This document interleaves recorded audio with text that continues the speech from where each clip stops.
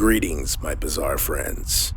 This is Anomalian, and I am Steven Solo. Welcome. For today's video, we take a look at the fallen angels, or the giants in the Bible, known as Nephilim. Without further ado, let's begin. Nephilim, fallen angels or giants in the Bible.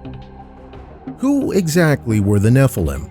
This area of study stands alone from other paranormal phenomena in that it is one of the few places where biblical history and ufology intersect. The word Nephilim is a Hebrew word meaning the fallen ones, and it is mentioned in the book of Genesis to describe an ancient race of giants that were half human and half angel. According to Genesis chapter 6 verse 4, during the antediluvian pre-flood period, giants, translated as Nephilim in the actual verse, inhabited the earth, and they were reportedly the product of an intermingling of the sons of God, translated Elohim, with human beings. In at least 4 other places in the scriptures, the phrases sons of God specifically refer to angelic beings, implying that the Nephilim were a hybrid race produced from the cohabitation of fallen angels with human women. The intrusion of these beings into human affairs produced a detrimental effect on mankind, and by many accounts, the advent of the Nephilim was the primary reason for the flood of Noah.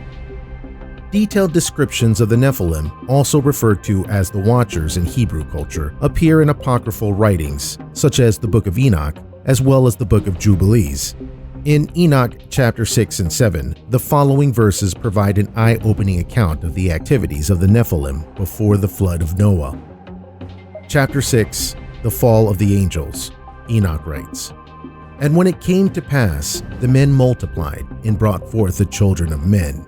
They brought forth beautiful daughters, and the angels of heaven began to lust, to fall in love with the women on earth, saying, Let us have children with these women, and let them be our wives. And Semjaza was their leaders.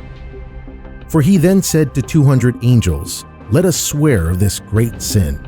The angels went against God and went on to earth. And the names of these bad angels were Samalaz, Arikalba, Ramiel, Kokabeel, Tamiel, Ramanel, Daniel, Ezekiel, and Barakajel. There also were chief of 10, Aziel, Amaros, Atariel, Ananiel, Zachiel, Samsapiel, Statariel, Toriel, Jamjael, and Suriel. In chapter 7, The Birth of Evil, Enoch writes, They taught mankind many things, from charms, enchantments, and the cutting of roots, and made them acquainted with plants. And the women became pregnant and bore great giants, whose height was of 3,000 ells, who consumed all the acquisitions of men. And soon when man could not longer sustain, they, the giants, turned against them and devoured mankind. According to Enoch's account, the Nephilim began to wreak havoc on the earth, dominating the affairs of men and consuming resources to an unsustainable degree. Some ancient writings have hinted that the Nephilim may have enslaved human beings in order to feed their colossal appetites. And when the humans simply couldn't produce enough food or resources, these massive beings would engage in cannibalism in order to satisfy their appetites. Ancient accounts paint the Nephilim as extremely violent and sexually perverse, which more than likely triggered the judgment of God by way of a worldwide flood. Several Bible scholars assert that Noah was chosen by God to continue propagating the human race, because his bloodline had not been tainted by the Nephilim. The scriptures allude to this in Genesis chapter 6 verse 9, where it mentions that Noah was quote-unquote perfect in his generation. In this verse, the word perfect in Hebrew is translated quote-unquote without blemish. Interestingly enough, these strange events have been echoed in the myths and legends of ancient culture of the planet, including the Egyptians, the ancient Greeks, the Hindus, the American Indians, the South Sea Islanders, and practically all the others as well. Some researchers have speculated that the Nephilim may have been involved in the building of many of the ancient megalithic structures, such as the Great Pyramid and Stonehenge, since the technology needed to accomplish such feats of engineering could not have been regulated to mere human tools and effort.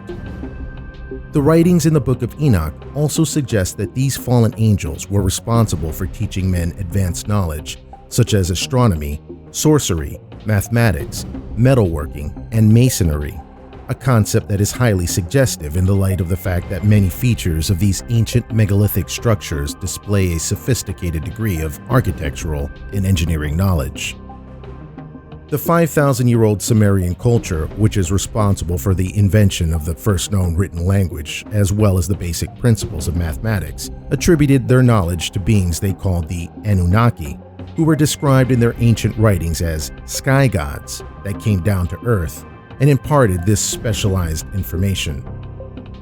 Genesis chapter 6 also gives the impression that the bizarre events surrounding the flood of Noah were not confined to that period of time. Only verse 4 mentions that giants were on the earth during the days of Noah, but quote-unquote also after that, meaning that these bizarre beings emerged in later times as well. This is confirmed by Numbers chapter 13 verse 33, when the 12 Israelite spies returned to give Moses the report after spying on the land of Canaan. Quote, "And there we saw the giants, the sons of Anak, which come of the giants, and we in our own sight as grasshoppers." End quote. Evidently, these giants were extremely physically intimidating. Several other scriptures confirm various tribes of giants whom the nation of Israel encountered, such as the Emim, the Hurim, the Raphaim, the Zamsumim, and the Anakim, which produced the infamous Goliath and his 4 brothers. In addition, Deuteronomy chapter 3 verse 13 describes a king named Og, who ruled a territory known as Bashan, also referred to as the Land of the Giants. According to biblical as well as extra-biblical texts, the Nephilim were commonly described as having these characteristics. They were typically 2 or 3 times the height and size of normal men. They were the result of an intermixing of human and angels. They were commonly associated with the Canaanite culture after the flood. They often had polydactyly, which means additional fingers and toes. Goliath was described in 2 Samuel chapter 21 verse 20 as having 6 fingers on each of his hands and 6 toes on each of his feet. Other accounts of this race of giants describe them as having 2 rows of teeth on their top and bottom jaws. There have been several accounts of archaeologists as well as various laymen unearthing skeletons of these giants all over the globe. In the 1920s and 1930s, an amateur archaeologist by the name of Ralph Glidden excavated dozens of giant skeletons on a small island off the coast of California known as Catalina. Glidden unearthed thousands of Native American skeletons in his expeditions as well, and according to an article in the Los Angeles Times dated November 6, 1932, quote, "Practically all male adults he found to have been of gigantic structure, averaging around 7 feet in height." End quote. It is interesting to note that tales of giants are replete in Native American folklore.